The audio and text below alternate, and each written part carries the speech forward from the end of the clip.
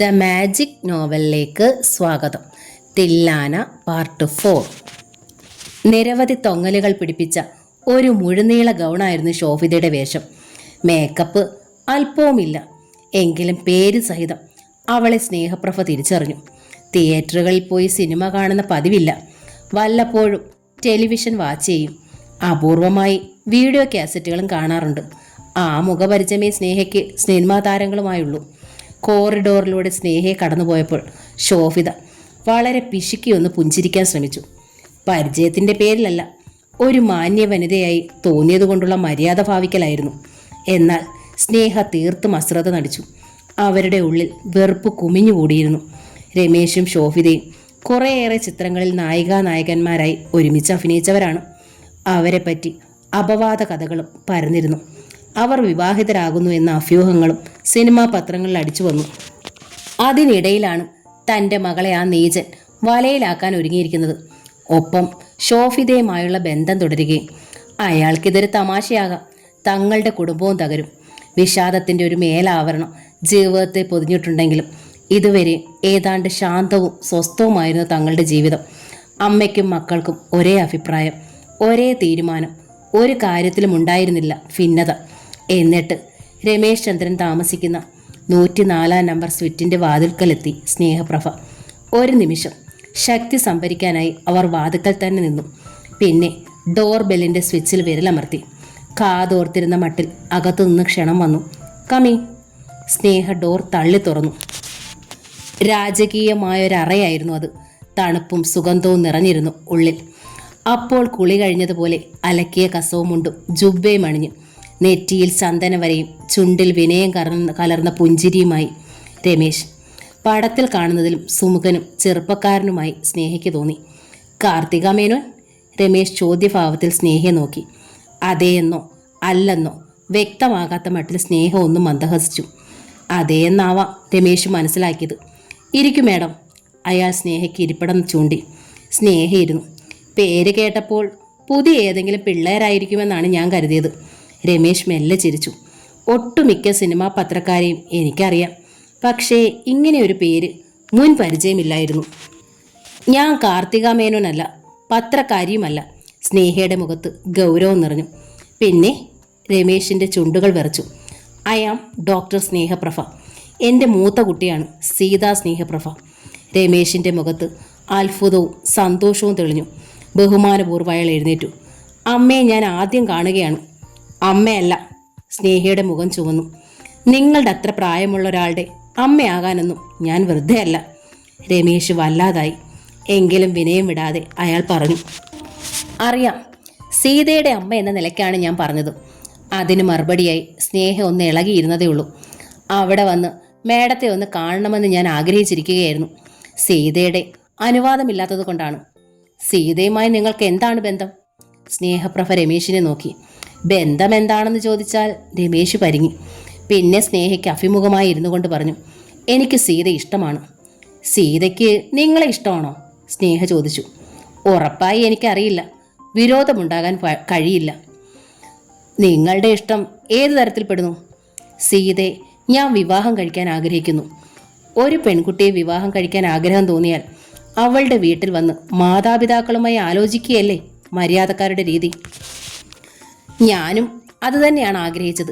സീതയുടെ ഒരു കൺസെൻറ്റിന് വേണ്ടി കാത്തു നിന്നേ ഉള്ളൂ. ആ കൺസെൻറ്റ് കിട്ടും മുമ്പ് നിങ്ങൾ അവളെ വിവാഹം കഴിക്കാൻ പോകുന്നതായി ഏതോ സിനിമാ മാഗസീനിൽ വാർത്ത കൊടുത്തതോ? അവളുടെ അമ്മ ആയ ഞാൻ പോലും ഈ താല്പര്യം അറിയും മുമ്പ്? നോ. നിഷേധാർത്ഥത്തിൽ മുഖം ചലിപ്പിച്ചു രമേശ്. ഒരിക്കലുമില്ല. അങ്ങനെ ഒരു വാർത്ത ഞാൻ ഒരു മാഗസീനിലും കൊടുത്തിട്ടില്ല. എങ്കിൽ പിന്നെ മാഗസീനിൽ അങ്ങനെ ഒരു വാർത്ത വന്നതോ? സ്നേഹയുടെ ശബ്ദം കയർത്തു. ഏതോ പത്രലേഖൻ്റെ ഊഹമാണിത്. സിനിമാക്കാരെക്കുറിച്ചും രാഷ്ട്രീയക്കാരെക്കുറിച്ചുമൊക്കെ ആർക്കും എന്തും പറയാമല്ലോ. മാനനഷ്ടത്തിൻ്റെ പേരിൽ ഞങ്ങൾ കേസുകൾക്കൊന്നും പോകാറില്ല, രമേശ് പറഞ്ഞു. പിന്നെ മാനം നഷ്ടപ്പെട്ടത് എനിക്കും എൻ്റെ കുട്ടികൾക്കുമല്ലേ? സിനിമാക്കാർക്കും രാഷ്ട്രീയക്കാർക്കും ഒന്നും മാനമില്ലല്ലോ.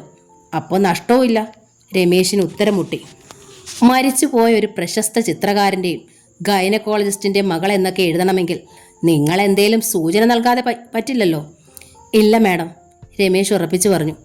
ഞാനൊരു സൂചനയും നൽകിയിട്ടില്ല. എൻ്റെ ഈ ഇൻറ്റൻഷനെക്കുറിച്ച് അറിയാവുന്നവർ വളരെ ചുരുക്കമാണ്. എന്നാൽ ഞാനൊരു ദിവസം വിശ്വപ്രഭ എന്ന വീട്ടിൽ വന്നത് ചില സിനിമാ പത്രക്കാർ അറിഞ്ഞിരുന്നു. സീതയെ വിവാഹം കഴിക്കാനുള്ള ആഗ്രഹത്തെക്കുറിച്ച് ഞാൻ എൻ്റെ വീട്ടിലും അറിയിച്ചിരുന്നു. അച്ഛനും ഏട്ടനുമൊക്കെ സിനിമാ ബന്ധമുള്ള ആളുകളാണ്. അവർ വല്ലവരോട് സൂചിപ്പിച്ചിരുന്നോ എന്നെനിക്കറിയില്ല. പിന്നെ എൻ്റെ കയ്യിൽ നിന്ന് ചെറിയൊരു അബദ്ധം പിണഞ്ഞിട്ടുണ്ട്. എന്താണെന്ന ഭാവത്തിൽ സ്നേഹ രമേശിനെ നോക്കി. അടുത്തൊരു ദിവസം ഒരു സിനിമാ വാരികയുടെ ലേഖകൻ എന്നോട് ചോദിച്ചു, ഒരു പ്രത്യേക സിനിമാ നടിയെ വിവാഹം കഴിക്കുമോ എന്ന്. ശോഭിതയല്ലേ? സ്നേഹ ചോദിച്ചു. ഒരു നിമിഷത്തേക്ക് രമേശിൽ അത്ഭുതമുണ്ടായി. പിന്നെ സമ്മതത്തിൽ തലകുലുക്കി. അതെ, അങ്ങനെയും ചില ഊഹങ്ങൾ പരന്നിരുന്നു. പക്ഷേ ഞങ്ങൾ നല്ല സുഹൃത്തുക്കൾ മാത്രമാണ്. ഷോഫി അവളുടെ എല്ലാ കാര്യങ്ങളും എന്നോട് പറയും. 2 പെണ്ണുങ്ങൾ തമ്മിലോ 2 ആണുങ്ങൾ തമ്മിലോ ഉള്ള ചങ്ങാത്തം പോലെയാണ് ഞങ്ങളുടേത്. സ്വന്തം ചിന്തയും കാഴ്ചപ്പാടുമുള്ള ഒരു ആധുനിക സ്ത്രീയാണവൾ. ഞാൻ വിവാഹം ചെയ്യുക നടിയല്ലാത്തൊരു പെൺകുട്ടിയായിരിക്കും. ഇക്കാര്യമൊക്കെ ഞാൻ ആ ലേഖകൻ്റെ അടുത്ത് തുറന്നു പറഞ്ഞു. എല്ലാം ചേർത്തപ്പോൾ അവർ എന്തൊക്കെ ഊഹങ്ങൾ കുത്തിക്കുറിച്ചു. അത്രമേ ഉള്ളൂ. അങ്ങനെ പറഞ്ഞ് ഇതിനെ നിസ്സാരമാക്കുകയാണോ മിസ്റ്റർ രമേശ്? അല്ല മാഡം, ആ വാർത്ത സത്യവിരുദ്ധമാണെന്ന് അടുത്ത ലക്കത്തിൽ തന്നെ ഞാൻ തിരുത്തി കൊടുക്കാം. അതുപോരെ? സ്നേഹയ്ക്ക് ആശ്വാസം തോന്നി. താൻ പേടിച്ച തരത്തിൽ അപകടകാരിയല്ല ഇയാളെന്ന് തോന്നുന്നു. മാത്രമല്ല, വർത്തമാനത്തിലും പെരുമാറ്റത്തിലും, എന്തിന് വസ്ത്രധാരണത്തിൽ പോലും ആഭിജാത്യവും വിനയവും പ്രകടമാകുന്നുണ്ട്. നിങ്ങൾക്ക് ഷോഫിതെ വിവാഹം ചെയ്തൂടെ? പെട്ടെന്നായിരുന്നു സ്നേഹയുടെ ചോദ്യം. രമേശ് ഒന്ന് നടുങ്ങി. അല്പനേരം ആ സ്തബ്ധതയിൽ അയാളിരുന്നു. പിന്നെ വിഷമത്തോടെ പറഞ്ഞു, ഷോഫിതയും ഞാനും തമ്മിലുള്ള ബന്ധമെന്താണെന്ന് ഞാൻ സൂചിപ്പിച്ചല്ലോ. മാത്രമല്ല, ഷോഫിക്കൊരു ഫിയാൻസിയുണ്ട്. 1 വർഷത്തിനുള്ളിൽ അവർ വിവാഹിതരാവുകയും ചെയ്യും. പെണ്ണില്ലെന്ന് വെച്ച് പെങ്ങളെ കെട്ടുന്നത് സംസ്കാരമല്ലല്ലോ. ഇപ്പോൾ സ്നേഹപ്രഭയാണ് ജാളിയായത്. സീതയെ ഞാൻ വിവാഹം ചെയ്യുന്നത് മേഡത്തിന് ഇഷ്ടമില്ലെങ്കിൽ അത് പറയാം, രമേശ് തുടർന്നു. എനിക്കത് മനസ്സിലാകും. അത് പറയാൻ തന്നെയാണ് ഞാൻ വന്നത്, സ്നേഹ പറഞ്ഞു. സീതയെ നിങ്ങൾ വിവാഹം ചെയ്യുന്നത് എനിക്കിഷ്ടമല്ല. രമേശിൻ്റെ കണ്ണുകൾ നനഞ്ഞു. വാത്സല്യം അർഹിക്കുന്ന ഒരു ശിശുവിൻ്റെ പോലെയായി ആ മുഖം. സ്നേഹയ്ക്ക് നേരിയൊരു സഹതാപവും തോന്നി. നിങ്ങളൊരു നടനായതുകൊണ്ടല്ല, നിങ്ങളോട് പ്രത്യേകിച്ച് വിരോധമോ വെറുപ്പോ ഒന്നും തോന്നിയതുകൊണ്ടുമല്ല. ഇത്ര നേരത്തെ സംസാരം കൊണ്ട് നിങ്ങളോട് എനിക്ക് മതിപ്പ് തോന്നുന്നുണ്ട്. എന്നാൽ ഞാൻ മറ്റൊരു ചെറുപ്പക്കാരനും അയാളുടെ മാതാപിതാക്കൾക്കും വാക്കു കൊടുത്തുപോയി. മിസ്റ്റർ രമേശ് ക്ഷമിക്കണം. ഇനിയും എൻ്റെ മകളെ ശല്യപ്പെടുത്താതിരിക്കണം. വിദ്യാഭ്യാസവും ലോകവിവരവുമുള്ള അമ്മയല്ലേ മാഡം? സ്വന്തം മകളുടെ വിവാഹം തീരുമാനിക്കും മുമ്പ് ആ കുട്ടിയുടെ സമ്മതം തേടേണ്ടതല്ലേ? രമേശ് ചോദിച്ചു. എൻ്റെയും എൻ്റെ മക്കളുടെയും കാര്യത്തിൽ അങ്ങനെയൊരു സമ്മതം തേടലിൻ്റെ ആവശ്യമില്ല. എൻ്റെ മക്കൾക്ക് വേണ്ടിയാണ് ഞാൻ ജീവിക്കുന്നത്. എന്ത് തീരുമാനമെടുക്കുമ്പോഴും അവരുടെ നല്ല ഭാവിയാണ് ഞാൻ നോക്കുന്നത്. എന്നാലും മക്കളും വ്യക്തികളല്ലേ, അവർക്കും സ്വന്തം ഇഷ്ടാനിഷ്ടങ്ങളില്ലേ? ഇതൊന്നും ആലോചിക്കേണ്ട കാര്യം മിസ്റ്റർ രമേശിനില്ല. എൻ്റെ കുട്ടിയെ നിങ്ങൾ ഇനിയും ശല്യപ്പെടുത്തിയാൽ വളരെ മോശമായി തന്നെ എനിക്ക് പ്രതികരിക്കേണ്ടി വരും. സീതയെ ഞാൻ ഒരിക്കലും ശല്യപ്പെടുത്തില്ല, രമേശ് പറഞ്ഞു. ആ സ്വരത്തിന് നല്ല ദൃഢതയുണ്ടായിരുന്നു. പക്ഷേ സീതയ്ക്ക് എന്നോട് സ്നേഹമുണ്ടെങ്കിൽ, അവൾ എൻ്റെ സ്നേഹം ആഗ്രഹിക്കുന്നുണ്ടെങ്കിൽ, എന്നെ വിവാഹം കഴിക്കാൻ അവൾ സന്നദ്ധയാണെങ്കിൽ എനിക്ക് ഒഴിഞ്ഞു മാറാനും കഴിയില്ല. അവസാന തീരുമാനം സീതയുടേതാണ്. പറഞ്ഞ് അവസാനിപ്പിക്കുന്നത് പോലെ രമേശ് മുഖം തിരിച്ചിരുന്നു. ഓക്കെ, ഞാൻ ഇറങ്ങുന്നു. അപ്പോൾ രമേശ് വീണ്ടും ആതിഥേയനായി. സംസാരത്തിനിടയിൽ ഞാൻ മര്യാദ മറന്നു. കുടിക്കാൻ എന്തെങ്കിലും? No thanks. സ്നേഹ തിരിഞ്ഞ് വാതിൽ തുറന്നു. അവൾ പുറത്തു കടന്നതും വാതിലടഞ്ഞു. രമേശിന് വല്ലാത്ത വിമ്മിട്ടം അനുഭവപ്പെട്ടു. സീതയ്ക്ക് വേണ്ടി അവളുടെ അമ്മയുടെ കാല് പിടിക്കാൻ പോലും അയാൾ തയ്യാറായിരുന്നു. പക്ഷേ യാതൊരുവിധ കോംപ്രമൈസിനും സ്നേഹപ്രഭ സന്നദ്ധയായിരുന്നില്ല. ഒരു വലിയ താരമായി തീരുക എന്നത് രമേശിൻ്റെ എന്നത്തെ മോഹമായിരുന്നു. എന്നാൽ അതിലും വലിയ മോഹമായിരുന്നു സീതയെ ഭാര്യയായി കിട്ടുക എന്നത്. ആ സ്വപ്നം തകർന്നു എന്ന് അയാൾക്ക് ഉറപ്പായി. താൻ വിളിച്ചാൽ ഇറങ്ങി വരുമെന്ന് സീത വാക്ക് തന്നതാണ്. പക്ഷേ അമ്മ എതിർ നിൽക്കുകയാണെങ്കിൽ അവൾക്കതിന് കഴിയുമോ എന്ന് രമേശിന് നല്ല സംശയമുണ്ട്. വീട്ടിലാണെങ്കിൽ അച്ഛൻ വീണ്ടും ഒരാലോചന കൊണ്ടുവന്നിരിക്കുന്നു. തന്നെ വിവാഹം ചെയ്യിക്കാനുള്ള തിടുക്കം കൊണ്ടല്ല, സീതയോടുള്ള തൻ്റെ താല്പര്യത്തിന് തുരങ്കം വെക്കാനായി മാത്രം. ഇത്തവണത്തെ പെൺകുട്ടി പണച്ചാക്ക് മാത്രമല്ല, ഒരു നർത്തകി കൂടിയാണ്. കലാതിലകമാണെന്നാണ് അച്ഛൻ അവകാശപ്പെടുന്നത്. സീതയോട് മത്സരിക്കുകയാവും ലക്ഷ്യം. ഫോട്ടോഗ്രാഫിലെ ആ മുഖം കണ്ടിട്ട് പണം കൊടുത്ത് വാങ്ങിച്ച അംഗീകാരങ്ങളാണ് തോന്നുന്നത്. ഞാനിപ്പോൾ വിവാഹം കഴിക്കണില്ല, അച്ഛൻ്റെ അടുത്ത് രമേശ് തീർത്തു പറഞ്ഞു. എനിക്കെന്തോ വിവാഹത്തോട് മുഷിവ് തോന്നുന്നു. മനസ്താപം പ്രകടമാക്കിയെങ്കിലും അച്ഛൻ്റെ മനസ്സ് ആർത്തുല്ലസിക്കുന്നുവെന്ന് രമേശിന് വ്യക്തമാക്കി. 6 നാഴി കറക്കുന്ന ഒരു പശുവിനെ ആവോളം കറന്ന് കുടിക്കാമല്ലോ. ഒരു ദിവസം ഹോസ്പിറ്റലിൽ നിന്നെത്തിയ സ്നേഹപ്രഭ വിവാഹ ക്ഷണക്കത്തുകളുടെ കുറേ മോഡലുകൾ സീതയുടെ മുമ്പിൽ കൊണ്ടുവന്നിട്ടു. മോൾക്ക് ഇഷ്ടപ്പെട്ട 1-2 മോഡലുകൾ സെലക്ട് ചെയ്തേക്കൂ. എന്തിനാ ഇത്? സീത അമ്പരപ്പിൽ കണ്ണുകൾ മിഴിച്ച് സ്നേഹയെ നോക്കി. നിന്റെ കല്യാണത്തിന് ഇൻവിറ്റേഷൻസ് അടിക്കണ്ടേ? സ്നേഹ ചോദിച്ചു. അതിൻ്റെ മോഡൽസാ, ഏറ്റവും മോഡസ്റ്റായ മോഡൽസ്. ഒരു കല്യാണം എന്ന് വെച്ചാൽ എന്നത്തേക്കുമുള്ള ഒരു നിർവൃതിയാണല്ലോ. സിമ്പിൾ മാരേജ് ആണ് പ്രിഫർ ചെയ്യുന്നതെങ്കിലും കാർഡ്സൊക്കെ അങ്ങേയറ്റം ഭംഗിയുള്ളതായിരിക്കട്ടെ. എന്നാണമ്മേ എൻ്റെ കല്യാണം? ഒരു കൊച്ചുകുട്ടിയുടെ മട്ടിൽ സീത അന്വേഷിച്ചു. ഏറ്റവും അടുത്തൊരു മുഹൂർത്തത്തിൽ. നാളെ ഡേറ്റ് കിട്ടും. എല്ലാവർക്കും കംഫർട്ടബിളായ ഒരു തീയതിയാണ് നോക്കുന്നത്. വരൻ ആരാണ്? സീതയുടെ അടുത്ത ചോദ്യം. സ്നേഹപ്രഭയുടെ മുഖമിരുണ്ടു. മകൾ തന്നെ പരിഹസിക്കുകയാണോ എന്ന ശങ്കയായി. വരൻ ആരാണെന്ന് ഇനിയും നിനക്ക് മനസ്സിലായില്ലേ? സ്നേഹയുടെ സ്വരത്തിലെ വാത്സല്യം ശോഷിച്ചു. നിന്റെ മുന്നിൽ വെച്ചാണ് ഞാനത് തീരുമാനിച്ചത്. ഒരത്താഴ സദ്യക്കിടയിൽ അവൻ്റെ മാതാപിതാക്കളും പങ്കെടുത്തിരുന്നല്ലോ. പ്രേമേട്ടൻ്റെ കാര്യമാണോ അമ്മ പറയണത്? അതെ. അവനെന്താ ഒരു കുറവ്? ഇനി എന്തേലും കുറവുണ്ടെങ്കിൽ തന്നെ നിന്റെ അച്ഛൻ തീരുമാനിച്ച വരനല്ലേ, അമ്മ ആഗ്രഹിച്ച പയ്യനല്ലേ. ഞങ്ങളുടെ താല്പര്യം സംരക്ഷിക്കേണ്ട കടമ നിനക്കില്ലേ? സീത മറുപടി ഒന്നും പറഞ്ഞില്ല. കുനിഞ്ഞ മുഖത്തോടെ നിശ്ചലമിരുന്നു. സീതയ്ക്ക് പകരം രാധയാണ് ക്ഷണക്കത്തിൻ്റെ മോഡൽ തിരഞ്ഞെടുത്തത്. പിറ്റേന്ന് തീയതി കിട്ടി. കല്യാണത്തിന് കേവലം 23 ദിവസങ്ങളേ ഉള്ളൂ. 3-ാം ദിവസം ക്ഷണക്കത്തുകളെത്തി. രാത്രി ഉറക്കമൊഴിച്ചിരുന്ന് സ്നേഹയും രാധയും കൂടി കത്തുകൾ ഒപ്പിട്ട് കവറിലാക്കി ഒട്ടിച്ചു. അഡ്രസ്സ് എഴുതി പിറ്റേന്ന് രാവിലെ തപാലിലിട്ടു. പന്തൽ ബുക്ക് ചെയ്തു. ആഭരണങ്ങളും മന്ത്രകോടിയെടുത്തു. അപ്പോഴെല്ലാം സീത തീർത്ത് നിശബ്ദയായിരുന്നു. സുഗത ഹോസ്പിറ്റലിലെ സ്റ്റാഫിന് മൊത്തം സ്നേഹ ക്ഷണക്കത്തുകൾ നൽകിയിരുന്നു. ഡോക്ടർ സ്നേഹപ്രഭയ്ക്ക് വേണ്ടി അറ്റൻഡർ മാധവനാണ് കത്തുകൾ വിതരണം ചെയ്തത്. എന്നാൽ MDക്കുള്ള കത്ത് നേരിൽ തന്നെ നൽകാം എന്ന് തീരുമാനിച്ചു. ആശുപത്രി ഉടമയാണല്ലോ അയാൾ. താനുണ്ടാക്കിയ ഗുഡ്വിൽ മുഴുവൻ സുഗതയിലാണ് കെട്ടിക്കിടക്കുന്നത്. ഏറ്റവും നഗരത്തിലെ മറ്റു വല്ല നല്ല ആശുപത്രികളിലും വേക്കൻസി ഉണ്ടാകാറുണ്ടോ എന്ന് അവൾ ശ്രദ്ധിക്കാറുണ്ട്. സ്നേഹപ്രഭ സുഗത വിട്ടുപോരുമെന്ന് മറ്റു ഹോസ്പിറ്റൽ ഉടമകൾക്കും പ്രതീക്ഷിക്കാൻ കഴിയുന്നില്ല. ഡോക്ടർ ഹരിലാലുമായുള്ള അന്തപര യുദ്ധം. സുഗതയിലേക്ക് തന്നെ മറ്റ് ജീവനക്കാർ പോലും അറിയാതെ സ്നേഹ സൂക്ഷിക്കുന്നുണ്ട്. ഗ്ലാസ് ഡോർ തുറന്ന് സ്നേഹപ്രഭ ഡോക്ടർ ഹരിലാലിൻ്റെ സ്വകാര്യ അറയിലേക്ക് കടന്നു. ഹരിലാൽ അത്ഭുതപ്പെട്ടുപോയി. ഡോക്ടർ സ്നേഹപ്രഭ? വിശ്വസിക്കാനാവാത്തതുപോലെ അയാൾ സ്നേഹയെ അടിമുടി നോക്കി. അതെ. സ്നേഹ പുഞ്ചിരിക്കാൻ ശ്രമിച്ചു. ഇരിക്കൂ. ഹരിലാൽ ഇരിപ്പിടം ചൂണ്ടി. സ്നേഹയിരുന്നു. ബാഗിൽ നിന്ന് വിവാഹ ക്ഷണക്കത്തെടുത്ത് ഹരിലാലിന് മുന്നിലെ ടേബിളിൽ വെച്ചു. ഹരിലാലിൻ്റെ മുഖത്ത് വീണ്ടും അത്ഭുതം. അത് അഭിനയമായിരുന്നു. എന്താ ഇത്? എൻ്റെ മകളുടെ വിവാഹ ക്ഷണക്കത്താണ്. എങ്ങനെ സാധിച്ചു ഇത്? ഹരിലാലിൻ്റെ മുഖത്തു നിന്ന് അത്ഭുതം മായുന്നില്ല. മനസ്സിലായില്ല. സ്നേഹയ്ക്ക് വിഷമം തോന്നി. മകളുടെ വിവാഹമാണെന്ന് ഞാൻ അറിഞ്ഞു. എനിക്കും കത്തുണ്ടാവുമെന്ന് വിചാരിച്ചില്ല. പക്ഷേ എന്നെയും കൂടി ക്ഷണിച്ചതിൽ അകമഴിഞ്ഞ നന്ദിയുണ്ട്. എന്നാൽ എൻ്റെ അതിശയം അതിലല്ല. ആ സൂപ്പർ നായകൻ്റെയോടൊപ്പം ഒളിച്ചോടാനിരുന്ന കൊച്ചിൻ്റെ മനസ്സ് മാറ്റിച്ച് ഇത്ര പിടിയുന്ന് വിവാഹത്തിന് സമ്മതിപ്പിച്ചതില്ല.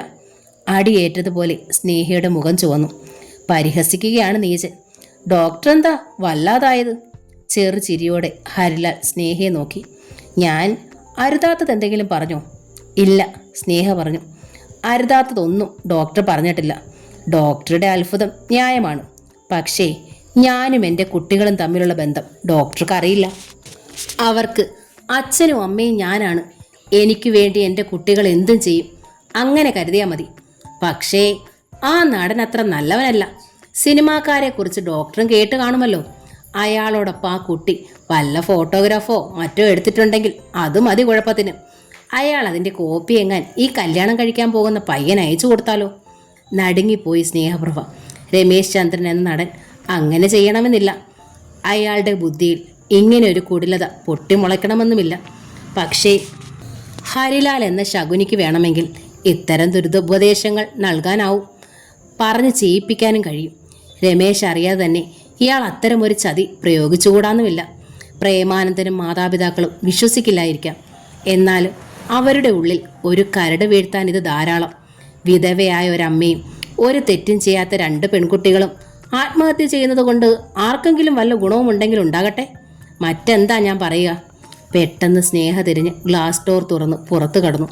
ഗ്ലാസ് ഡോർ താനെ അടയുകയും ചെയ്തു. സ്നേഹയിൽ നിന്ന് ഇങ്ങനൊരു പ്രതികരണമല്ല ഹരിലാൽ പ്രതീക്ഷിച്ചത്. വ്യസനിക്കണതിന് പകരം പൊട്ടിത്തെറിക്കുകയായിരുന്നു അവളുടെ ശൈലി. ഇപ്പോൾ അയാൾക്ക് ക്രൂരമായൊരു സംതൃപ്തി അനുഭവപ്പെട്ടു. സ്നേഹപ്രഭ എന്ന തൻ്റെടിയായ സൗന്ദര്യധാമം തൻ്റെ മുന്നിൽ ആത്മഹത്യയെക്കുറിച്ച് പറഞ്ഞിരിക്കുന്നു. സ്നേഹയ്ക്ക് പക്ഷേ പുറമേ കാട്ടിയ അത്രയും ശങ്ക ഉള്ളിൽ അനുഭവപ്പെട്ടില്ല. വിവാഹത്തിന് ഇനിയും 2 ആഴ്ചകളേ ഉള്ളൂ. അതിനിടയിൽ ഒന്നും സംഭവിക്കാനില്ല. രമേശ് ചന്ദ്രനിൽ നിന്ന് എന്തെങ്കിലും ഒരു റിയാക്ഷൻ ഭയന്നതാണ്. പക്ഷേ അയാൾ ഷൂട്ടിങ്ങിൻ്റെ തിരക്കിൽ ഓടി നടക്കുകയാണ്. സീതയെ പോലെ എത്രയോ പെൺകുട്ടികളെ അയാൾ കണ്ടിരിക്കാമെന്ന് സമാധാനിച്ചു. ഒരു കെട്ട് ക്ഷണക്കത്തുകൾ എടുത്ത് സ്നേഹ സീതയെ ഏൽപ്പിച്ചു. ഇനിയും ദിവസങ്ങൾ അധികമില്ല. വെറുതെ ഉറക്കം തൂങ്ങിയിരിക്കണ സമയത്ത് ഈ കത്തുകൾ നിനക്ക് ഏറ്റവും വേണ്ടപ്പെട്ട കൂട്ടുകാർ ആരാച്ച അവർക്കൊക്കെ അയച്ചു കൊടുക്കാം. സീത വേദനയിൽ അമ്മയെ നോക്കി. പിന്നെ മേശപ്പുറത്ത് കിടന്ന കത്തുകളിലേക്കും ഒരു നിമിഷം. അവളുടെ കണ്ണുകൾ നിറഞ്ഞു തുളുമ്പി. എൻ്റെ അമ്മു വിഷമിക്കരുത്. സ്നേഹ മകളെ ചേർത്ത് പിടിച്ച് തഴുകി. പ്രേം നല്ലവനാണ്, സ്നേഹമുള്ളവനാണ്. അവൻ നിനക്കൊരു വിഷമവും ഉണ്ടാക്കില്ല. എനിക്ക് മാത്രമല്ല, നിനക്കും അവനെ നന്നായിട്ട് അറിയാലോ. സ്വന്തമായി കരുതാൻ കഴിയുന്ന അവനെപ്പോലൊരു ആൺകുട്ടിയുടെ തുണ നമുക്കിന്ന് അത്യാവശ്യമാണ്. ഓക്കെ, ഇടർന്ന സ്വരത്തിൽ സീത സമ്മതിച്ചു. മെല്ലെ തല കുലുക്കി. കത്തുകളിൽ നിന്ന് ഒരെണ്ണം എടുത്തുകൊണ്ട് അവൾ പറഞ്ഞു, എനിക്ക് ഈ ഒരെണ്ണം മാത്രം മതി. ആർക്കാ ഈ ഒരെണ്ണം? സ്നേഹയ്ക്ക് കൗതുകമായി. ഏത് കൂട്ടുകാരിക്കാ? സീത മുഖമുയർത്തിയില്ല. രമേശിനാ. ഒരു കത്തയക്കേണ്ട കടമ എനിക്കുണ്ട്, യാത്ര പറയാനെങ്കിലും. സ്നേഹയുടെ മുഖത്തു നിന്ന് ചോര മാഞ്ഞു. ഒരു നിമിഷത്തേക്ക് അവൾക്ക് ശബ്ദിക്കാനായില്ല. പിന്നെ നിയന്ത്രണത്തോടെ പറഞ്ഞു, വേണ്ട കുട്ടി, അത് കുഴപ്പമാ. ഇനിയും നിങ്ങൾ കാണാൻ പാടില്ല. അത് നിങ്ങൾക്ക് 2 ആൾക്കും പ്രശ്നമാവും. നിന്നെ രമേശിന് മനസ്സിലാകും. നീ ഒരു തെറ്റും ചെയ്യുന്നില്ലെന്നും അവന് ബോധ്യമാകും. അല്ലെങ്കിൽ ദൈവം നിന്റെ പക്ഷത്തെ നിൽക്കും. നീ നിനക്ക് വേണ്ടി ഒന്നും ചെയ്യുന്നില്ലല്ലോ, മറ്റുള്ളവർക്ക് വേണ്ടി സ്വയം ദുഃഖിക്കുകയല്ലേ. ആ ആശ്വാസവാക്കുകളൊന്നും സീതയെ സ്പർശിച്ചില്ല. വിവാഹ തീയതി തീരുമാനിക്കപ്പെട്ടതോടെ അവൾ കഴിഞ്ഞതെല്ലാം മറക്കാൻ പ്രയത്നിച്ചു തുടങ്ങി. പക്ഷേ സാധിക്കുന്നില്ല. രാത്രി ഉറക്കമില്ല. ഫൈൻ ആർട്സ് കോളേജിൽ പഠിക്കാൻ പോകുന്നത് നിർത്തി. വീടിന് വെളിയിൽ ആരെ അഭിമുഖീകരിക്കാൻ വയ്യ. ഫോണുകളും അറ്റൻഡ് ചെയ്യാൻ ധൈര്യമില്ല.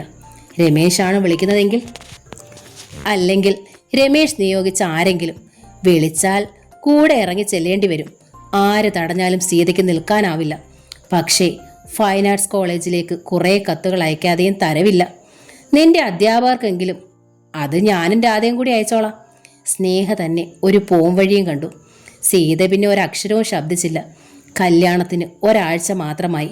ഗോവയിൽ നിന്ന് പ്രേമും നളിനിയും കൃഷ്ണകുമാറും കോഴിക്കോട്ടെത്തി. കല്യാണത്തിന് ഒരു ദിവസം മുമ്പേ അവർ കോഴിക്കോട്ടെ ബന്ധുക്കൾക്കൊപ്പം നഗരത്തിലെത്തും. കല്യാണ മണ്ഡപത്തിന് സമീപമായി അവർക്കെല്ലാം താമസിക്കാൻ കൊള്ളാവുന്നൊരു ഹോട്ടൽ ബുക്ക് ചെയ്തു. 2 ദിവസത്തേക്ക് 10ഓളം AC മുറികൾ, പിന്നെ കുറച്ച് ഫാമിലി റൂംസ്. എല്ലാം സ്നേഹ തനിച്ചാണ് ചെയ്തത്. ബന്ധുക്കളുടെ സഹകരണം ഉണ്ടായില്ല. അടുത്ത സുഹൃത്തുക്കളും ഉണ്ടായിരുന്നില്ല. അമ്മയുടെ സഹായത്തിന് രാധ മാത്രം. വൈകുന്നേരം നോർത്ത് അവന്യൂവിലുള്ള ശിവക്ഷേത്രത്തിൽ അമ്മയും പെൺമക്കളും ദീപാരാധന തൊഴാൻ പോയി. മക്കളുടെയും 2 പേരുടെയും പേരിൽ സ്നേഹ അഷ്ടോത്തര അർച്ചന കഴിപ്പിച്ചു. ഒരർച്ചന അമ്മയുടെ പേരിലും രാധ നിർബന്ധിച്ചു. വേണ്ട, സ്നേഹ പറഞ്ഞു. നിങ്ങൾ നന്നായിരുന്നാൽ അമ്മയ്ക്ക് സന്തോഷമായി. പറഞ്ഞിട്ടവൾ അർത്ഥഗർഭമായി സീതയൊന്ന് നോക്കി. സീതയുടെ മുഖത്ത് നിർവികാരതയായിരുന്നു. കസവ് നേരിയതൊടുത്ത് അമ്മയും പെൺമക്കളും തൊഴാനിറങ്ങിയപ്പോൾ അതാ ഗോപുരത്തിന് താഴെ ആൾക്കൂട്ടം. ആരെയോ ആളുകൾ പൊതിഞ്ഞിരിക്കുകയാണ്. കസവ് വേഷ്ടി പൊതിച്ച ഒരു ചെറുപ്പക്കാരനാണ് ആളുകളെ തള്ളി മാറ്റി പുറത്തേക്ക് വന്നത്. രമേശ് ചന്ദ്രൻ, രമേശ് ചന്ദ്രൻ, ആളുകൾ വിളിച്ചു പറയുന്നു. സീതയും രാധയും സ്നേഹയും ഒരുമിച്ച് ആ ഭാഗത്തേക്ക് തിരിഞ്ഞു. രമേശ് ചന്ദ്രൻ നടന്നു വന്നത് സീതയുടെ നേർക്കാണ്. പെട്ടെന്ന് സ്നേഹ സീതയുടെ കയ്യിൽ കടന്നു പിടിച്ചു. സീത. രമേശ് നടന്ന് സീതയുടെ അരികിലെത്തി.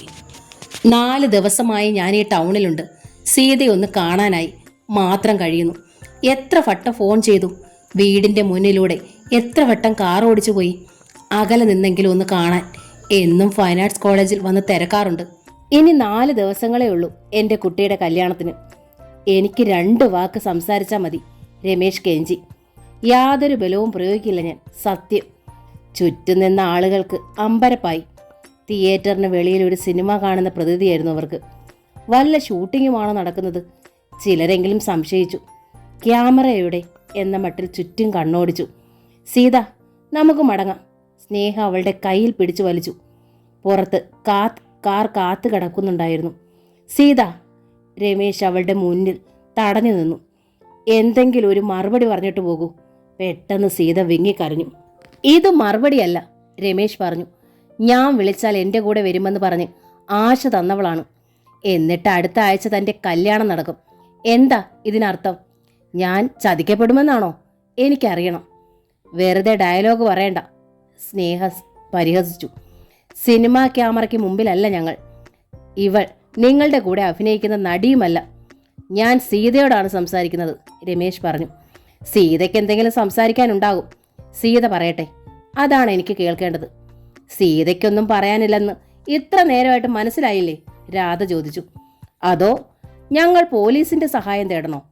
ഇത്രയും പ്രശസ്തനായ നിങ്ങൾ പരസ്യമായ ഒരു ക്ഷേത്രനടയിൽ വെച്ച് ഒരു പെൺകുട്ടിയെ ഉപദ്രവിക്കാൻ ശ്രമിച്ചെന്ന് ജനം അറിഞ്ഞാൽ? ആ പെൺകുട്ടി പറയട്ടെ, ഞാനാ കുറ്റം ഏൽക്കും. രമേശിന്റെ മുഖത്ത് പതർച്ചയില്ലായിരുന്നു. ജനം എന്തു വേണമെന്നറിയാതെ അമ്പരപ്പിൽ മുങ്ങി നിൽക്കുകയാണ് അപ്പോഴും. സീത, രമേശ് വീണ്ടും വിളിച്ചു. എന്തെങ്കിലും ഒരു വാക്ക് പറയൂ. Yes or no. ഞാൻ പ്രതീക്ഷിക്കണോ? യെസ്. പെട്ടെന്ന് സീത കൈ ഉയർത്തി. എന്നെ വന്ന് വിളിച്ചാൽ മതി, ഞാൻ ഇറങ്ങി വരും. സ്നേഹം ഞെട്ടിപ്പോയി. അവളുടെ സർവ്വകരുത്തും ചോർന്നു. എന്നാൽ രാധ അപ്പോഴേക്കും സീതയെ വലിച്ച് കാറിനരികിലെത്തിച്ചു. പിന്നെ അവളെ തള്ളി കാറിനകത്ത് കയറ്റി. സ്നേഹയും പിടിച്ച് കാറിൽ കയറ്റി. എങ്കിൽ ഞാൻ നാളെ വരും, രമേശ് വിളിച്ചു പറഞ്ഞു. നാളെ എപ്പോഴെങ്കിലും ഇറങ്ങി വരണം, ചതിക്കരുത്. ചതിച്ചാൽ പിന്നെ രമേശ് ഉണ്ടാവില്ല. അതിനകം കാർ നീങ്ങിക്കഴിഞ്ഞു. രാധയാണ് ഡ്രൈവ് ചെയ്തത്. 4 വീലറിൽ അവൾക്ക് വലിയ പരിചയം പോരാ. എങ്കിലും മുമ്പില്ലാത്ത കരുത്തും ശേഷിയും അവൾക്ക് അനുഭവപ്പെട്ടു. പിന്നിലെ സീറ്റിൽ തളർന്നു കിടക്കുകയായിരുന്നു സ്നേഹ. ആ രാത്രിയിൽ അവർ ആഹാരം കഴിച്ചില്ല, ഉറങ്ങിയുമില്ല. സീതയുടെയും രാധയുടെയും സ്ഥിതി മറിച്ചായിരുന്നില്ല. രാവിലെ എഴുന്നേറ്റ് കുളി കഴിഞ്ഞ് സ്നേഹ മൂത്ത മകളുടെ മുന്നിലെത്തി. അമ്മ കിടക്ക വിട്ട് എഴുന്നേൽക്കും മുമ്പേ സീത കുളിച്ച് വേഷം മാറിയിരുന്നു. ഇന്നലെ നീ അങ്ങനെ പറഞ്ഞത് അപ്പോഴത്തെ ഒരു ഭ്രാന്തായിരുന്നു അല്ലേ മോളെ? സ്നേഹ സീതയോട് ചോദിച്ചു. നീ ഒരിക്കലും അമ്മയെ ധിക്കരിച്ച് പോവില്ലല്ലോ അല്ലേ? രമേശ് വന്ന് വിളിച്ചാൽ ഞാൻ പോകും, ഒരു തത്തയെ പോലെയാണ് സീത പറഞ്ഞത്. സ്നേഹ ജീവച്ചവമായി മാറി. കോഴിക്കോട് നിന്ന് പ്രേമും ബന്ധുക്കളും നഗരത്തിലെത്തുന്ന ദിവസമാണ്. ഏതാണ്ട് 11 മണിയായപ്പോൾ അവർ എത്തിയ വിവരത്തിന് കൃഷ്ണകുമാറിൻ്റെ ഫോൺ വന്നു. 10 മിനിറ്റ് തികച്ചും കഴിഞ്ഞില്ല. വിശ്വപ്രഭയുടെ ഗേറ്റിൽ രമേശ് ചന്ദ്രൻ്റെ കാറും എത്തി. കാറിൻ്റെ ശബ്ദം കേട്ട് സീത ഓടി മുകളിലെ പാരപ്പറ്റിലെത്തി. താഴെ എത്തിയ കാർ അവൾ കണ്ടു. വാതിൽ തുറന്ന് പുറത്തിറങ്ങുന്ന രമേശ് ചന്ദ്രനെ. ഇപ്പോഴത്തെ ഈ ധൈര്യം ചോരും മുമ്പ് ഇവിടുന്ന് സ്ഥലം വിടണം, അല്ലെങ്കിൽ സർവ്വതും തെറ്റും. രമേശിനെ തനിക്ക് നഷ്ടപ്പെടും. സീത തിരിഞ്ഞ് താഴേക്ക് ഓടി. അവൾ സ്റ്റെയർ കേസിലെത്തും മുമ്പ് രാധ ഓടി വന്ന് പിടിച്ചു നിർത്തി. സീത, പോവരുത് മോളെ, നമ്മുടെ അമ്മയെക്കുറിച്ച് നീ ഓർക്കണം. ഞാൻ പോകും, സീത ഉറപ്പോടെ പറഞ്ഞു. ചെല്ലാമെന്ന് ഞാൻ വാക്ക് കൊടുത്തതാണ്, എനിക്ക് ആ വാക്ക് പാലിക്കണം. അമ്മയും വാക്ക് കൊടുത്തതല്ലേ പ്രേമേട്ടനും പ്രേമേട്ടൻ്റെ പേരൻസിനും. നീ പോയാൽ അമ്മ തകർന്നു പോകും, പോയില്ലെങ്കിൽ ഞാനും തകർന്നു പോകും. ഇത്രയ്ക്ക് ഇൻറ്റൻസ് ആണ് നിന്റെ ബന്ധമെങ്കിൽ അമ്മ അവർക്ക് വാക്ക് കൊടുക്കും മുമ്പ് നിനക്ക് പറയാമായിരുന്നില്ലേ? ഇത്രയ്ക്ക് ഇൻറ്റൻസ് ആണെന്ന് ഈ ബന്ധമെന്ന് ഞാൻ പോലും അറിഞ്ഞില്ല എൻ്റെ രാധക്കുട്ടി. വേണ്ട എന്ന് പല കുറി വിചാരിച്ചതാ, കഴിഞ്ഞില്ല. ഇന്നലെ ആ ക്ഷേത്രത്തിൽ വെച്ച് ഞങ്ങൾ വീണ്ടും കണ്ടതെന്തിനാ? ഇത് വിധിയാണ്, ഇല്ലെങ്കിൽ ഇങ്ങനെയൊന്നും സംഭവിക്കേണ്ട കാര്യമില്ല. സീത തിരിഞ്ഞ് സ്റ്റെയർ കേസ് ഓടിയിറങ്ങി. അവൾ താഴെ എത്തിയപ്പോൾ മുന്നിൽ സ്നേഹപ്രഭ വന്ന് തടഞ്ഞു. പോകരുത്, അമ്മ എന്നെ തടയരുത്. പൊട്ടിക്കരഞ്ഞുകൊണ്ട് സീത സ്നേഹയെ നോക്കി കൈകൾ കൂപ്പി. പോകാതിരിക്കാൻ എനിക്ക് വയ്യമ്മേ, നീ പോയാൽ ഞാൻ ജീവിച്ചിരിക്കില്ല. സ്നേഹ അവസാനത്തെ ആയുധമെടുത്തു. അമ്മ അങ്ങനെ ചെയ്താൽ അതറിയുന്ന നിമിഷം ഞാനും എൻ്റെ ജീവൻ കളയും, തീർച്ച. എന്നാലും രമേശിന് വേണ്ടെന്ന് വെക്കാൻ എനിക്കാവില്ല. പറഞ്ഞിട്ട് അവൾ തിരിഞ്ഞു പുറത്തേക്കോടി. സ്നേഹ സ്തബ്ധയായ സ്റ്റെയർകേസിനരികിൽ നിന്നു. രാധ സ്റ്റെയർകേസ് ഓടി ഇറങ്ങി വന്ന് സ്നേഹയുടെ കൈ പിടിച്ചു. അമ്മ, എന്താ ഇങ്ങനെ നിൽക്കുന്നത്? അവൾ പോയാൽ കൃഷ്ണകുമാർ അങ്കിളിനോടും നളിനി ആന്റിയോടും നമ്മൾ എന്തു പറയും? കാല് പിടിച്ചു മാപ്പ് പറയും. മറ്റെന്താ നമുക്ക് ചെയ്യാനാവുക? സങ്കടത്തിൽ ചുണ്ട് കടിച്ചമർത്തി സ്നേഹ. അപ്പോ സീത ആ പാട്ടിന് വിടാന്നോ? രാധ വിങ്ങിപ്പൊട്ടി. ആ. സ്നേഹയുടെ കണ്ണുകൾ തുളുമ്പി. സ്നേഹത്തിന് ആരെയും ബന്ധിക്കാനുള്ള അധികാരമില്ലല്ലോ. വെറും സ്നേഹമാണോ ഇത്? പെറ്റമ്മയുടെ സ്നേഹത്തിന് അധികാരമില്ലേ? അച്ഛനില്ലാതെ വളർത്തി വലുതാക്കിയ അമ്മയ്ക്ക്. അച്ഛനുള്ളപ്പോഴും അമ്മയുടെ കടമയാണത്. കടമകൾ ചെയ്യാം. സ്നേഹത്തിന് അവകാശമില്ല. അയാളുടെ കൂടെ പോയാൽ നമ്മുടെ സീതയെ നമുക്ക് നഷ്ടപ്പെടുകയാണെന്നാണ് അർത്ഥം. അയാൾ ഏതു തരമാണെന്ന് നമുക്കറിയില്ലല്ലോ. അതൊരു പ്രത്യേക ലോകമാണ്. അയാളുടെ കുടുംബത്തെക്കുറിച്ചും നമുക്കൊന്നും അറിയില്ല. സീതയ്ക്കും അറിയില്ല. അത് ഓർക്കുമ്പോൾ എനിക്ക് പേടിയാവും അമ്മേ. എനിക്കും പേടിയുണ്ട്. സ്നേഹ കണ്ണു തുടച്ചു. പക്ഷേ അവൾ പോയില്ലേ? എൻ്റെ ഇച്ഛയ്ക്ക് ഒരു വിലയുമില്ലാതായില്ലേ? പക്ഷേ എനിക്കങ്ങനെ വിടാൻ പറ്റില്ല, രാധ പറഞ്ഞു. സീതയില്ലെങ്കിൽ അമ്മയ്ക്ക് എന്താ സംഭവിക്കാമെന്ന് എനിക്കറിയാം. എനിക്കത് അനുവദിക്കാൻ പറ്റില്ല. അവളും പുറത്തേക്ക് ഓടി. പുറത്തെ വാതിൽ സ്നേഹ ലോക്ക് ചെയ്തിരിക്കുകയായിരുന്നു. അതുകൊണ്ട് സീതയ്ക്ക് അപ്പോഴും പുറത്തു കടക്കാൻ കഴിഞ്ഞിരുന്നില്ല. പുറത്തുനിന്ന് രമേശ് തുടർച്ചയായി കോളിംഗ് ബെൽ മുഴക്കിക്കൊണ്ടിരുന്നു. എവിടെ ഈ വീടിൻ്റെ താക്കോൽ? അരികിലെത്തിയ രാധയോട് സീത തിരക്കി. വാതിൽ പൂട്ടിയിട്ടാൽ ഞാൻ പോകില്ലെന്നാണോ അമ്മ കരുതിയിരിക്കുന്നത്? പോകണമെന്നുണ്ടെങ്കിൽ സീതയ്ക്ക് പോകാനാകും, കണ്ണീരോടെ രാധ പറഞ്ഞു. ഈ വീടിന് വേറെയും വാതിലുകളുണ്ടല്ലോ. പക്ഷേ സീത പോകരുത്.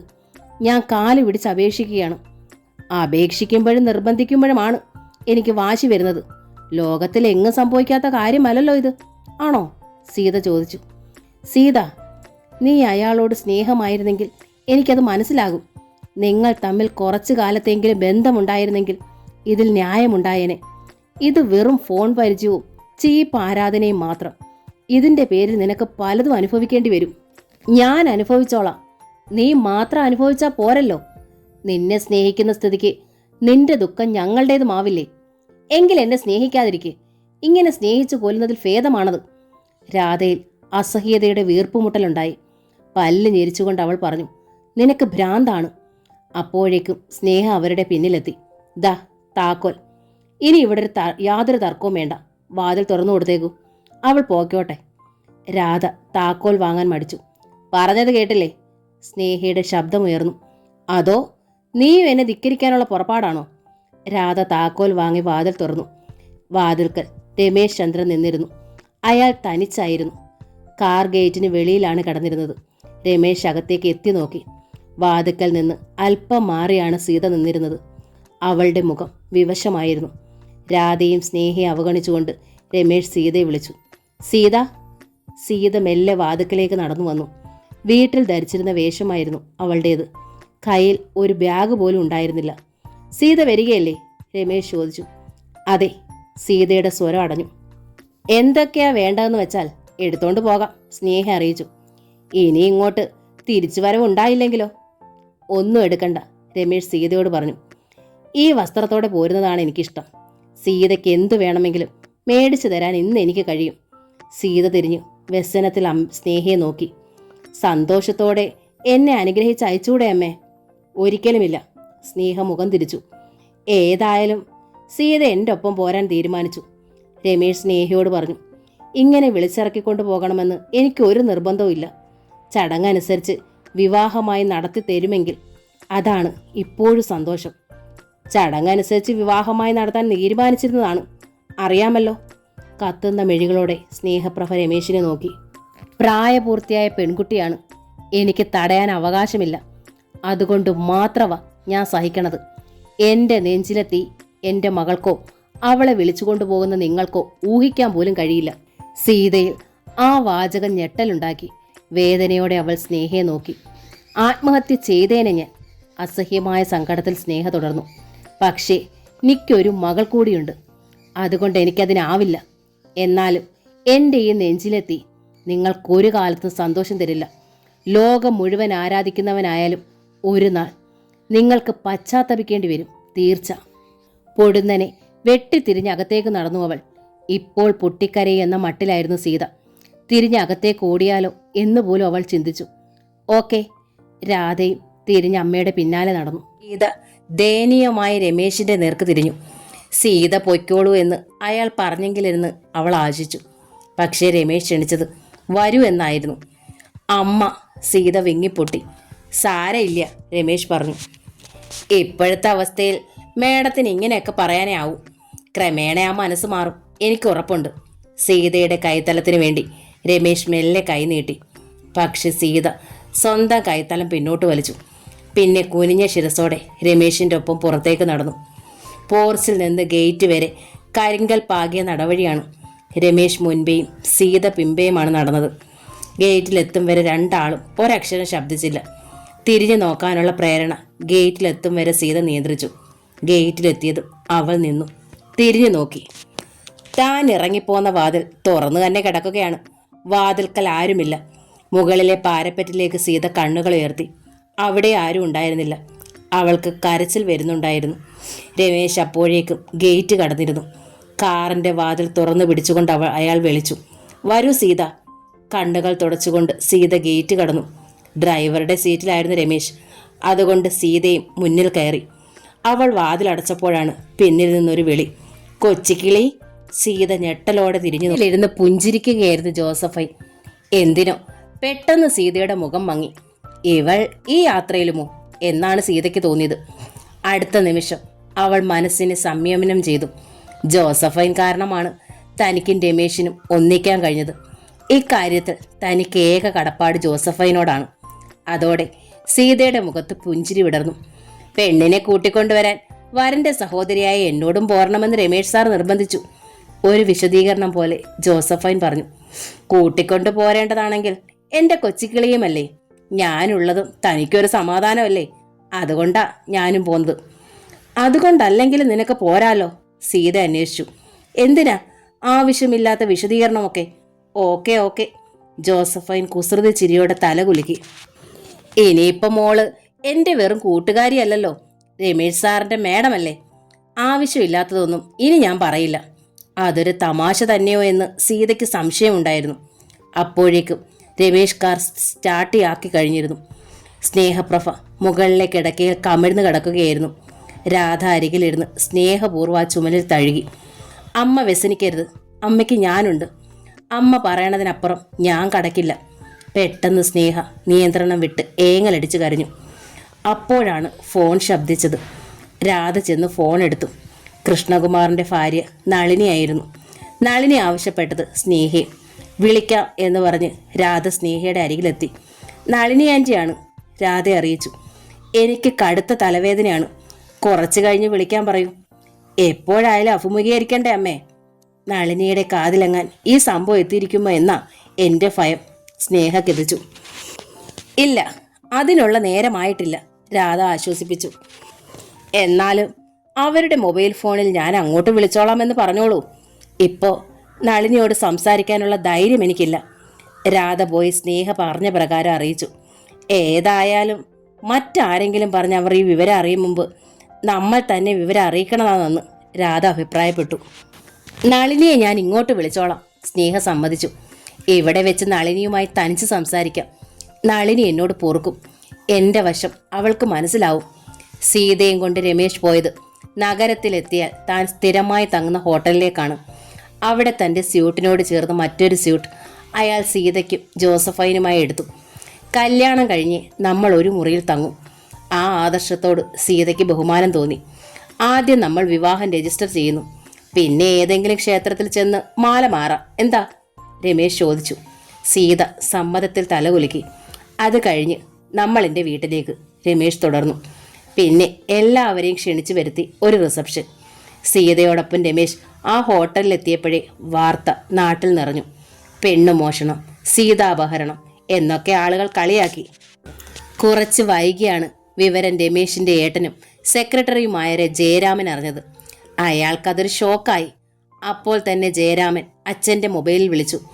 അച്ഛൻ വിഷമിക്കരുത്, രമേശ് ആ പെൺകുട്ടിയെ കൂട്ടിക്കൊണ്ടു പോന്നു. ഇന്ന് തന്നെ അവർ വിവാഹം രജിസ്റ്റർ ചെയ്യുമത്രേ. സ്തബ്ധനായി ഇരുന്നു പോയ ഗോപാലൻ മാഷിന് മറുപടി പറയാനായില്ല. പിണക്കം നടിക്കണ്ട, ജയരാമൻ ഉപദേശിച്ചു. ഇനി അവൻ്റെ ഒപ്പം നിൽക്കുന്നതാണ് നന്ന്. അതിനും മാഷ് മറുപടി പറഞ്ഞില്ല. ജയരാമൻ അമ്മയെ വിളിച്ച് അച്ഛനെ ശ്രദ്ധിക്കാൻ ഏർപ്പാടാക്കി. സീതയെ ജോസഫൈൻ മന്ത്രകോടി അണിയിച്ചു. ഉച്ച തിരിഞ്ഞ് വിവാഹം രജിസ്റ്റർ ചെയ്യുന്നു. അത് കഴിഞ്ഞ് തൊട്ടടുത്തുള്ള ദേവീക്ഷേത്രത്തിൽ ദീപാരാധനയ്ക്ക് മുമ്പേ താലികെട്ടലും മാല മാറലും. ലഞ്ച് കഴിഞ്ഞ് അരമണിക്കൂർ നേരത്തെ വിശ്രമത്തിന് ശേഷം വരനും വധുവും പരിവാരങ്ങളും ഹോട്ടലിൽ നിന്ന് ഇറങ്ങി. കൃത്യം 3:25 രജിസ്ട്രാറുടെ മുന്നിലെ ബുക്കിൽ രമേശ് ചന്ദ്രനും സീതാ സ്നേഹപ്രഭയും ഒപ്പുവെച്ചു.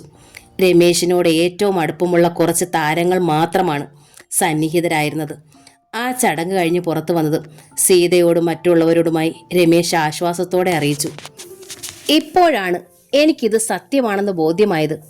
ഈ ചടങ്ങ് കഴിവോളം അത് നടക്കുമെന്ന വിശ്വാസം എനിക്കില്ലായിരുന്നു. എന്തെങ്കിലും തടസ്സമുണ്ടായേക്കാമെന്ന ഭയമായിരുന്നു ഏതു നേരവും. സീതയുടെ കണ്ണുകൾ അപ്പോൾ നിറഞ്ഞു തുളുമ്പി. ആ നിമിഷങ്ങളുടെ നിർവൃതി അവൾക്ക് ആസ്വദിക്കാനായില്ല. അമ്മയുടെ അനിയത്തി രാധയുടെ മുഖങ്ങളായിരുന്നു അവളുടെ കൺമുന്നിൽ. അവരിപ്പോൾ എത്ര വേദനിക്കുന്നുണ്ടാവാം. ആത്മഹത്യ ചെയ്യുന്നില്ലെന്ന് പറഞ്ഞെങ്കിലും അമ്മ അതിന് ശ്രമിക്കുമോ എന്ന ഭയം അവളിൽ കലശലായി. കൃഷ്ണകുമാർ അങ്കിളിനോടും നളിനി ആൻറ്റിയോടും അമ്മ എന്ത് മറുപടി പറയും? മറ്റുള്ളവരുടെ മുന്നിൽ കുറ്റവാളിയായി മുഖം കനിച്ചു നിൽക്കുകയാണ് അമ്മയ്ക്ക് അസഹ്യമാണ്. പ്രത്യേകിച്ചും പ്രേമേട്ടൻ്റെ കുടുംബവുമായുള്ള നല്ല ബന്ധം നഷ്ടപ്പെടുന്നത് അമ്മയ്ക്ക് ഓർക്കാൻ പോലും പ്രയാസമായിരിക്കും. എന്താ സീത, കുട്ടിയുടെ മുഖത്തൊരു സന്തോഷമില്ലാത്തത്? താരങ്ങളുടെ ചെറു സംഘത്തിലുണ്ടായിരുന്ന ശോഭിത സീതയോട് തിരക്കി. ഇഷ്ടങ്ങളെല്ലാം സാധിച്ചു കിട്ടിയില്ലേ? തടസ്സങ്ങളൊന്നും ഉണ്ടായില്ലല്ലോ. ഇനി ചിരിക്കുകയാണ് വേണ്ടത്. ഇല്ലെങ്കിൽ ആളുകൾ തെറ്റിദ്ധരിക്കും. കുട്ടിയുടെ സമ്മതമില്ലാതെയാവും ഈ രമേശ് തന്നെ തട്ടിക്കൊണ്ടുപോകുന്നതെന്നും. അതിന് പ്രതികരണമായി സീതയൊന്ന് പിശുക്കി പുഞ്ചിരിച്ചതേ ഉള്ളൂ. വീട്ടിൽ നിന്ന് പോകുന്നതിൻ്റെ വിഷമമാണ് ആ കുട്ടിക്ക്. മറ്റൊരു പ്രസിദ്ധ നടൻ സീതയെ ന്യായീകരിച്ചു. നമ്മൾ ആർട്ടിസ്റ്റുകളെ പോലെ അഭിനയിക്കാൻ അതിനറിയില്ലല്ലോ.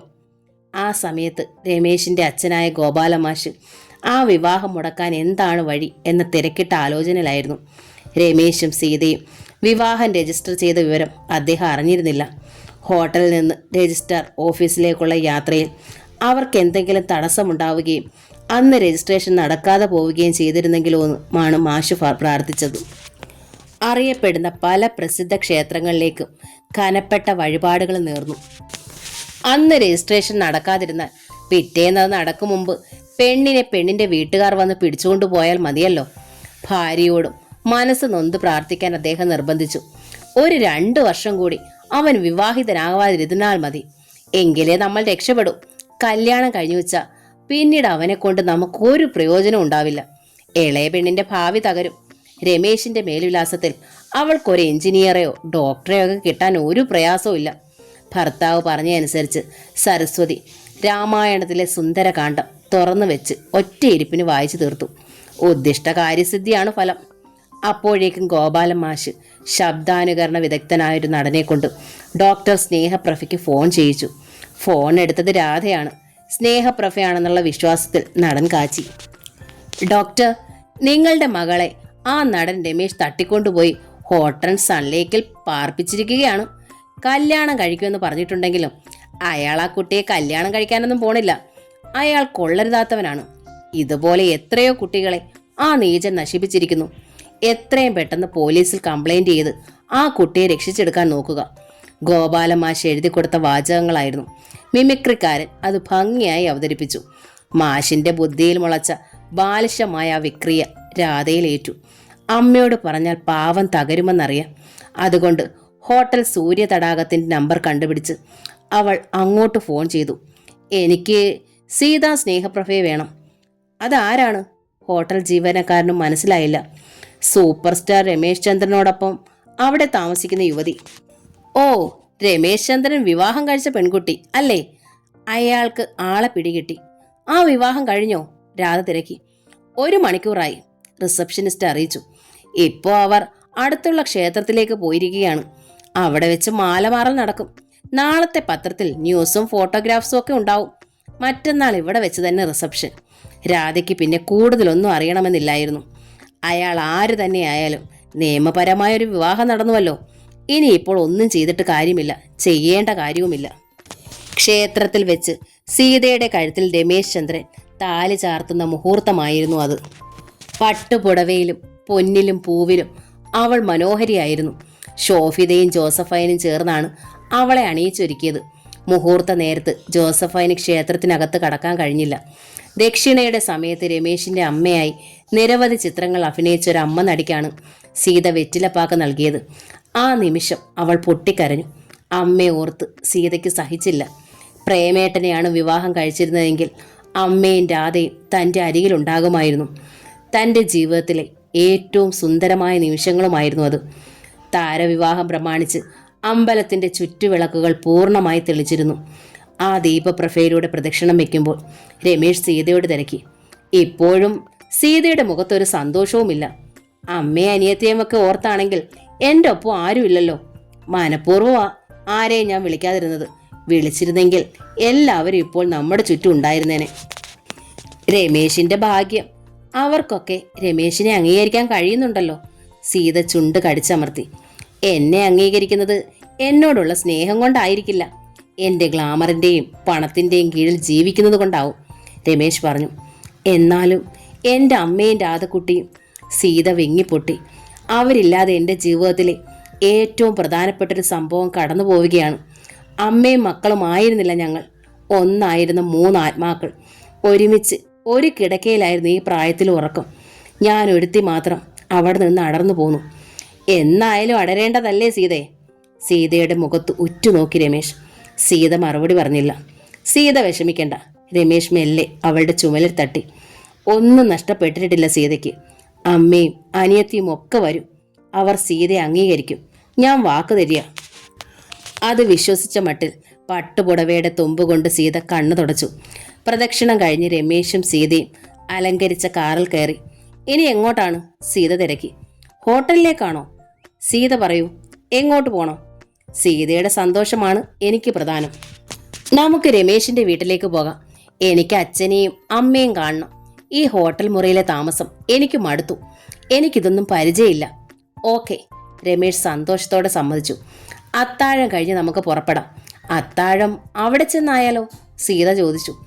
അവളുടെ മുഖത്തും സ്വരത്തിലും പഴയതിലും ഉണർവ് പ്രകടമായിരുന്നു. താമസിച്ചാൽ അവിടെ ഊണ് കിട്ടാതെ വരുമോ? ഒരിക്കലുമില്ല, രമേശ് പറഞ്ഞു. എത്ര വൈകിയാലും ഒരാൾക്കുള്ള ആഹാരം അമ്മ സൂക്ഷിച്ചു വെച്ചിരിക്കും. പണ്ടൊക്കെ തണുത്ത ആഹാരമായിരിക്കും, ഇപ്പൊ ചൂടോടെ സൂക്ഷിക്കാനുള്ള സൗകര്യമൊക്കെ ഉണ്ടല്ലോ. എങ്കിൽ നമുക്ക് വീട്ടിൽ ചെന്നിട്ട് മതി അത്താഴം, സീത പറഞ്ഞു. രമേശ് വാച്ചിൽ നോക്കി. സമയം 9 ആകുന്നതേ ഉള്ളൂ. ശരി, അയാൾ പുഞ്ചിരി തൂകി. ഡോക്ടർ സ്നേഹപ്രഭ അപ്പോഴും കിടന്ന കിടപ്പിൽ തന്നെയായിരുന്നു. രാധ വിളിച്ചിട്ടൊന്നും അവൾ എഴുന്നേൽക്കുകയോ ആഹാരം കഴിക്കുകയോ ചെയ്തില്ല. ഒടുവിൽ ഒരു ഗ്ലാസ് പാലുമായി രാധ അരികിലെത്തി. അമ്മേ, ഇന്ന് നേരം പുലർന്നിട്ട് 1 കപ്പ് ചായ മാത്രമേ കഴിച്ചിട്ടുള്ളൂ. പട്ടിണി കിടന്നാലത്തെ പ്രശ്നത്തെക്കുറിച്ച് ഡോക്ടറായ അമ്മയ്ക്ക് ഞാൻ പറഞ്ഞു തരേണ്ടതില്ലല്ലോ. അമ്മ എഴുന്നേറ്റ് ഈ 1 ഗ്ലാസ് പാലെങ്കിലും കുടിക്കേ.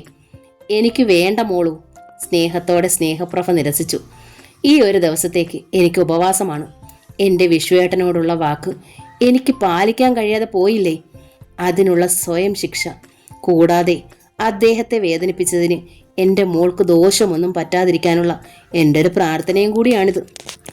ഒരു നാൾ പട്ടിണി കിടന്നു വെച്ച് എനിക്കൊന്നും സംഭവിക്കില്ല കുട്ടി. പിന്നെ രാധ നിർബന്ധിച്ചില്ല. അവൾ ആ പാൽ അടച്ചു വെച്ചു. അപ്പോഴാണ് അന്നാമ്മ ചേട്ടത്തി മുറിയിലേക്ക് വന്നത്. താഴെ ഗോവയിൽ നിന്നുള്ളവർ വന്നിട്ടുണ്ട്, അവർ അറിയിച്ചു. രാധയിൽ ഞെട്ടലുണ്ടായി. സ്നേഹപ്രഭയെ കിടക്കയിൽ നിന്ന് പിടഞ്ഞെഴുന്നേറ്റു. കാറിന്റെ ശബ്ദമൊന്നും കേട്ടില്ലല്ലോ.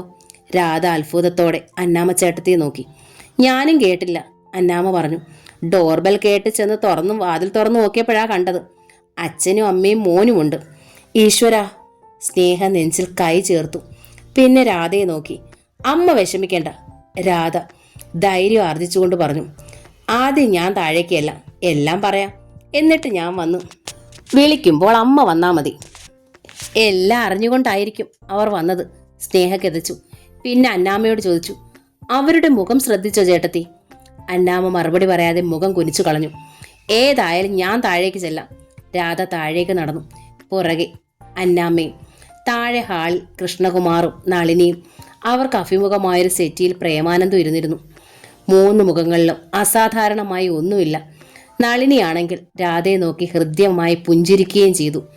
ഇവർ ഒന്നും അറിഞ്ഞിട്ടില്ല എന്നായി രാധയുടെ ഭയം. സ്നേഹ എവിടെ രാധു? നളിനി രാധയോട് ചോദിച്ചു. മുകളിലുണ്ട്, ചെറിയ തലവേദനയായി കിടക്കുക, ഞാൻ വിളിച്ചോണ്ട് വരാം. വേണ്ട, കൃഷ്ണകുമാറാണ് പറഞ്ഞത്. തലവേദന മാറട്ടെ, ഞങ്ങളിവിടെ വെയിറ്റ് ചെയ്യാം. രാധയ്ക്ക് ആശ്വാസമായി.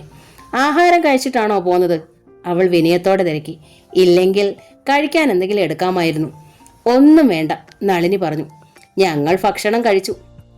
അപ്പോൾ പ്രേമാനന്ദ് രാധയോട് ചോദിച്ചു. രാധയും സ്നേഹാന്റിയും സീതയുടെ കല്യാണത്തിന് പോയില്ലായിരുന്നോ? രാധ ഞെട്ടിപ്പോയി. എല്ലാം അവർ അറിഞ്ഞിരിക്കുന്നു. ഭൂമിയിലേക്ക് താണു പോയിരുന്നെങ്കിലെന്ന് അവൾ ആഗ്രഹിച്ചു. എന്തിനാ വിഷമിക്കണത്? നളിനി എഴുന്നേറ്റ് വന്ന് രാധയുടെ ചുമലിൽ കൈവച്ചു. എല്ലാം ഞങ്ങൾ അറിഞ്ഞു, അറിയാത്ത കാര്യങ്ങൾ ഊഹിച്ചു. സാരയില്ല, സ്നേഹ ഇതിൽ ഒരു തെറ്റും ചെയ്തിട്ടില്ലെന്ന് ഞങ്ങൾക്കറിയാം. ഒരുപക്ഷേ മകൾക്കും ഞങ്ങൾക്കും ഇടയിൽ കിടന്ന് അവൾ ഒരുപാട് വീർപ്പ് മുട്ടിയിട്ടുണ്ടായിരിക്കും. പെട്ടെന്നൊരേങ്ങലോടെ രാധ നളിനിയുടെ ചുമലിലേക്ക് വീണു. വിഷമിക്കേണ്ട, നളിനി രാധയെ ചേർത്ത് പിടിച്ചു. എല്ലാം നല്ലതിനാണെന്ന് കരുതിയാൽ മതി. രാധ വരൂ, എനിക്ക് സ്നേഹയെ കാണണം. രാധയുടെ കൈ പിടിച്ച് നളിനി സ്റ്റെയർ കേസ് കയറി. രമേശിന്റെ കാർ വീട്ടിലെത്തിയ മുഹൂർത്തമായിരുന്നു അത്. രാത്രി തന്നെ ചെല്ലുന്ന വിവരത്തിന് ഒന്ന് ഫോൺ ചെയ്തതുപോലുമില്ല അയാൾ. എന്നിട്ടും വീട് വെളിച്ചത്തിൽ കുളിച്ചു കിടന്നിരുന്നു. വാതിലുകളെല്ലാം മലർക്കെ തുറന്നിരുന്നു. ഉമ്മറത്തെ പോർച്ച് നിറയെ കത്തിച്ച മൺചിരാതുകൾ. കാറിന്റെ ഡോർ തുറന്നിറങ്ങിയ രമേശും സീതയും അതിശയിച്ചു പോയി. തില്ലാന എന്ന നോവലിന്റെ ഈ ഭാഗം ഇവിടെ പൂർണ്ണമാവുകയാണ്. ഈ നോവൽ നിങ്ങൾക്ക് ഇഷ്ടമായെങ്കിൽ പ്ലീസ്